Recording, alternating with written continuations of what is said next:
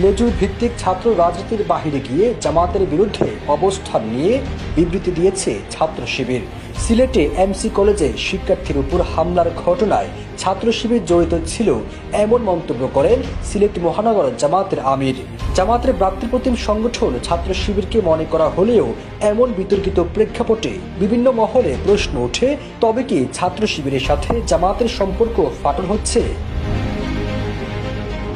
জামাতের বিরুদ্ধে বিবৃতি দিয়ে নতুন উদাহরণ সৃষ্টি করল ইসলামী ছাত্র শিবির, যেখানে ছাত্রদল পরিচিত বিএনপির ছাত্র সংগঠন হিসেবে নিষিদ্ধ ছাত্রলীগ সংগঠন আওয়ামী লীগের এবং ছাত্র শিবিরকে জামাতের ছাত্র সংগঠন বলা হয়। তবে লেজুর ভিত্তিক ছাত্র সংগঠনের বাহিরে গিয়ে এবার নতুন নজির স্থাপন করেছে ইসলামী ছাত্র শিবির।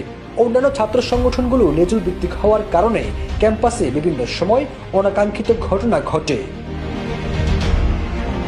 গত 18 ফেব্রুয়ারি ছাত্র রাজনীতি বন্ধের দাবিকে কেন্দ্র করে ছাত্রদল ও সাধারণ শিক্ষার্থীদের মধ্যে মুরতাজে অর্ডার করে জিতে নিন গাড়ি, বাইক, আইফোন সহ কোটি টাকার পুরস্কার। অর্ডার করতে ভিজিট করুন murtaj.com। এতে সাধারণ শিক্ষার্থীদের উপর বহিরাগত সন্ত্রাসীরা গুলি চালিয়েছিল। এই হামলায় জড়িত ছিল কুয়েটের আশপাশ এলাকার একাধিক চিহ্নিত অস্ত্রধারী সন্ত্রাসীরা। এর একদিন পর 19 ফেব্রুয়ারি মধ্যরাতে এমসি কলেজে ছাত্রাবাসে এক শিক্ষার্থীর উপর হামলার ঘটনা ঘটে। অনাকাঙ্ক্ষিত সেই ঘটনাটি নিষ্পত্তি করতে রোববার এক মতবিনিময় সভা করেন সিলেট জামাত ও আঞ্জুমানি আল ইসলাম নেতারা। এমসি কলেজের ঘটনায় ছাত্র শিবিরের কিছু কর্মী জড়িত ছিল বলে জানায় সিলেট মহানগর জামাতের আমির। এই ঘটনার পর প্রতিবাদ জানিয়ে বিবৃতি দেয় ইসলামী ছাত্র শিবির।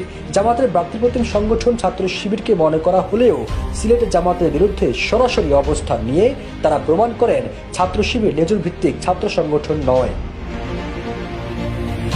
রোববার রাতে ইসলামী ছাত্র শিবিরে সিলেট মহানগর সভাপতি শাহিন আহমেদ ও মহানগর সেক্রেটারি শহীদুল ইসলাম সাজু এক যৌথ বিবৃতির মাধ্যমে জানান, সিলেটে এমসি কলেজে গত 19 ফেব্রুয়ারি দিবাগত রাতে শিক্ষার্থীদের পারস্পরিক দ্বন্দ্বে হাতাহাতির ঘটনায় কয়েকজন আহত হয়।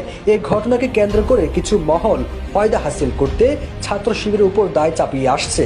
আজ সন্ধ্যায় সিলেট মহানগর জামাতের আমির ফখরুল ইসলামের একটি বক্তব্য আমাদের নজরে আসে। আমরা তার এই বক্তব্যের নিন্দা ও প্রতিবাদ জানাচ্ছি।